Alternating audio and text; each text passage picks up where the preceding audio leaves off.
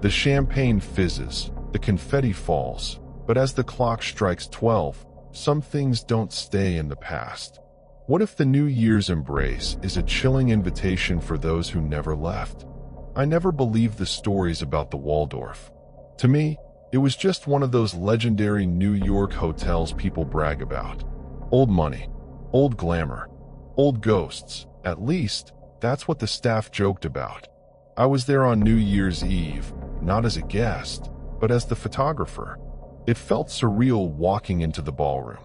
Crystal chandeliers glittered overhead, huge mirrors lined the walls, and the floor shone like it had never known dirt or footsteps. The band played classic swing music, and for a moment, I almost forgot I was working. Everyone looked perfect, but the longer I stayed, the more I felt like something else was there. Not someone, something. It started when I took a shot toward one of the mirrors. Click. I checked the screen. People dancing, people laughing, people holding champagne, and behind them, a tall man in an old tuxedo I definitely hadn't seen in the room. His expression was distant, like he was staring through time instead of at the party. I lowered the camera. He wasn't there. I told myself it was glare, distortion, anything normal. I kept working, but right before midnight, the mood shifted. The air cooled. The lights dimmed just enough that the room suddenly felt older, almost like it slipped backward in time. The band kept playing.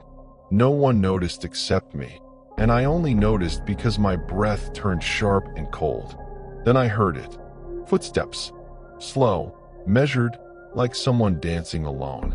I turned toward the center of the ballroom. He was standing there, the same man from the photo, but now he wasn't in the mirror. He wasn't transparent or glowing. He looked real, solid, heartbreakingly lost. People walked right through him without seeing a thing, but each time someone crossed his path, they shivered and looked confused, rubbing their arms as if walking through cold water. I lifted my camera again, hands shaking. Click. The flash went off, and he turned to look directly at me. And in that moment, his face changed. His eyes were hollow with grief, so deep it felt like gravity. His mouth opened like he wanted to speak, but no sound came. A strange fear crawled up my spine, not because he seemed evil, but because he looked like someone trapped. The countdown began. 10. The massive golden clock told behind us. 9. He started walking toward me. 8. Guests shouted and laughed around us. No one noticed. 7. He raised his hand. 6. It hovered inches from my chest. 5. The cold surged into me. And suddenly, I saw everything. The same ballroom long ago. The same chandeliers. The same clock. But the music was frantic, people screaming. A woman collapsed on the floor, her dress crumpling like wilting silk. He dropped to his knees, reached for her, couldn't save her. 4. The vision snapped. 3, 2, 1. Confetti exploded. Champagne burst. And he vanished. But the cold stayed lodged in my bones. When I showed the pictures later, people thought it was a filter. A trick. Except the manager. He went pale and quietly asked me to delete them. Not because they were bad, but because they were too clear. A staff member eventually told me what the hotel never prints on brochures. A man once proposed in that ballroom.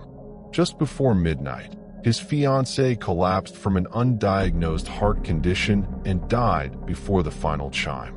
He never remarried. He visited the ballroom every year, until he didn't anymore. And some believe he still does. Now, every New Year's Eve, I think about him. And if you ever find yourself there at midnight, and the room suddenly grows quiet and cold, don't step into the center. Don't take the hand you think you see. Because I was there, and the Waldorf remembers.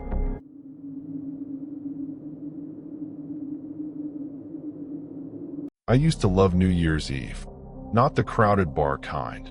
Just quiet gatherings with friends, good food, and the feeling that maybe the next year would be kinder. That's what I thought the night I went to the brownstone. It belonged to my friends, Alex and Mara. They had just moved into this old Brooklyn house. Tall ceilings, brick walls, narrow staircase. The kind of place with character where the floors creak and the pipes talk. They invited only a handful of us. Warm lights, soft music, candles everywhere. Something in the oven that smelled like cinnamon. It felt safe, cozy, familiar, at least at first. The first strange moment came early. I was standing near the hallway when a draft slid past me. Not cold like winter sneaking inside. This one felt heavier, almost aware. I checked the windows. Everything was shut tight. I laughed it off. Old house, old air, no big deal. But then the string lights over the window dimmed, one at a time, left to right, like something walked past them. Nobody said anything. Nobody wanted to be the weird one. As the night went on, the house started to feel tighter. I kept catching myself glancing toward the staircase without knowing why. The shadows there looked darker than the rest of the room, like they belonged to another house entirely. Then came the sound, a soft creak, like a footstep. We all heard it, upstairs, slow and deliberate. Alex tried to joke about it. We laughed, but it felt forced. When the record finished playing and the room went quiet, we heard it again. Creak. Closer this time. Mara said, "It's just the house shifting," but her voice didn't sound convinced. We went back to talking, but the mood never fully returned. Conversation thinned out. Everyone stayed closer to the living room, as if instinctively avoiding the hallway. As midnight approached, the air grew thick, almost humid, like the house was breathing. Then things started moving. A picture frame on the shelf turned, slowly, until it faced the wall. A glass vibrated on the coffee table, and the basement door, the one they said always jammed, eased itself open with a soft groan.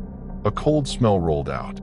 Not dust, not damp, something rotten and old. No one moved toward it, because by then, every one of us felt the same thing. We weren't alone. We weren't even the hosts. Something else owned that house. The lights dimmed further. Candles flickered low. My chest tightened, like invisible hands were pressing down on it.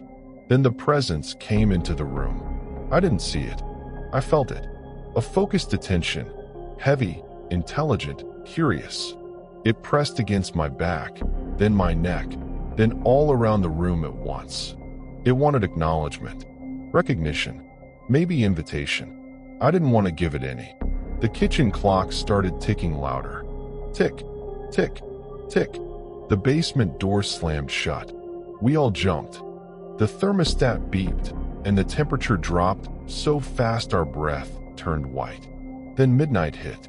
Our phones lit up automatically with countdown notifications. 10. The record player started spinning again on its own. 9. The floor groaned beneath us, like weight shifting. 8. The shadows on the walls stretched longer than the room. 7. The whispering started. Not words, just the sound of breath too close to your ear. 6. Someone ran to the front door. 5. The knob twisted wildly, locked. 4. The whisper turned into a low, guttural growl that circled the room. 3. I felt something brush past my ankles. Ice cold. 2. Everything tightened, like the house was trying to hold us in. 1. And then, silence. Lights brightened. Heat returned. The door unlocked with a gentle click, like nothing had happened. Nobody toasted. Nobody said Happy New Year. We just left. Fast. Later, we tried to explain it away. Bad wiring. Old house noises. Shared panic.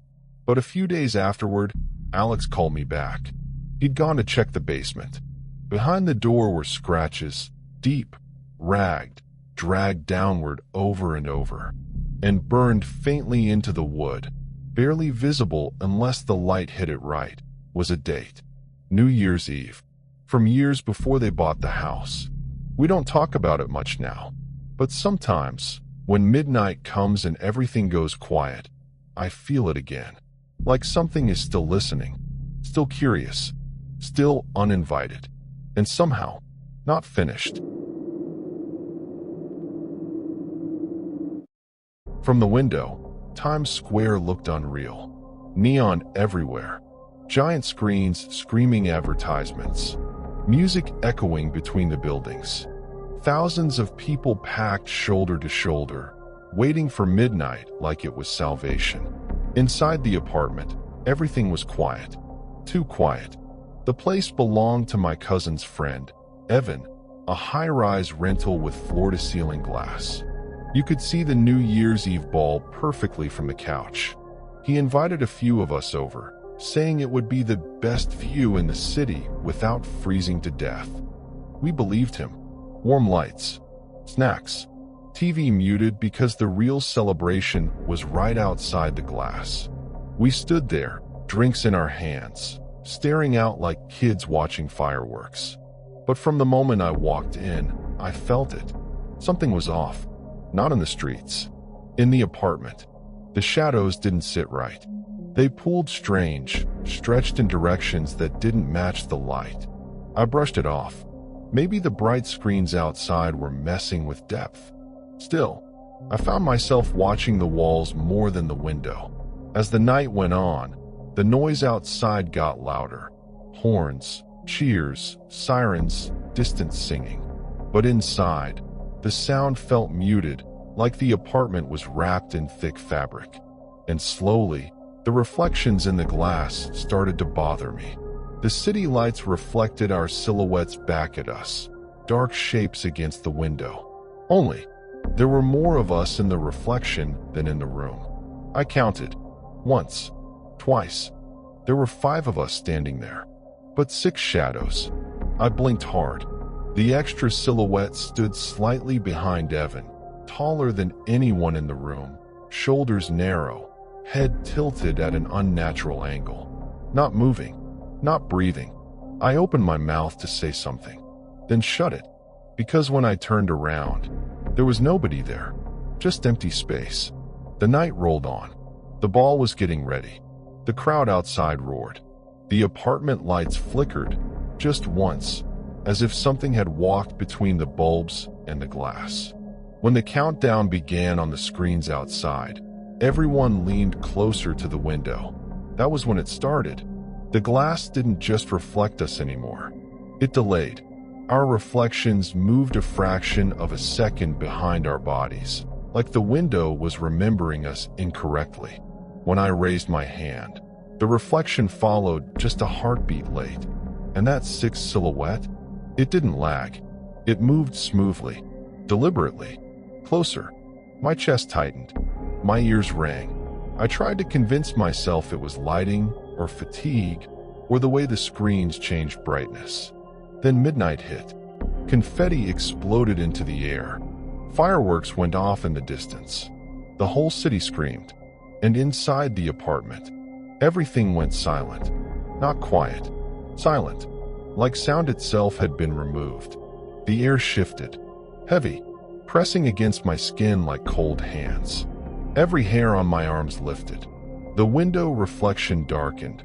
Colors draining as if the glass had turned into black water. The extra silhouette stepped forward.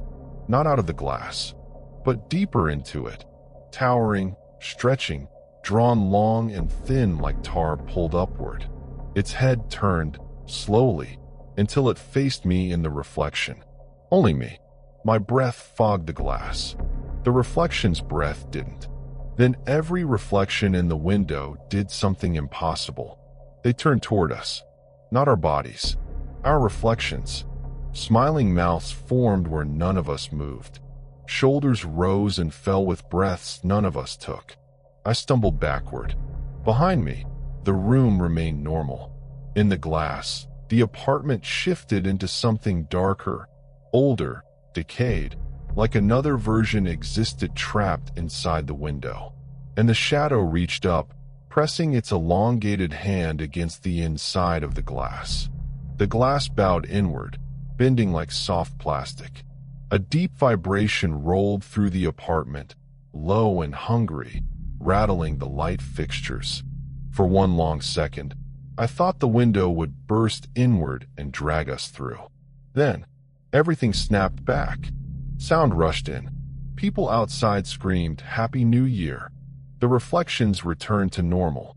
Except, the sixth shadow stayed, just barely visible when the lights dimmed, standing near the corner of the room, facing the wall like it was waiting to be acknowledged. We tried to laugh it off. Nobody could. Over the next weeks, the apartment changed. Phone screens glitched whenever anyone took photos near the window. Cold spots appeared in perfect hand-shaped patterns on the glass. At night, Evan said he could hear something moving, not walking, dragging, across the floor. Once, he woke to find every reflection in the apartment turned slightly away from him in the mirror. He broke the lease 2 months later. The building management claimed nothing was wrong. But last time I visited Times Square, I looked up at that apartment tower. Just for a second. In one of the dark windows high above the crowd, I saw it. The shadow, watching the lights, waiting for midnight again.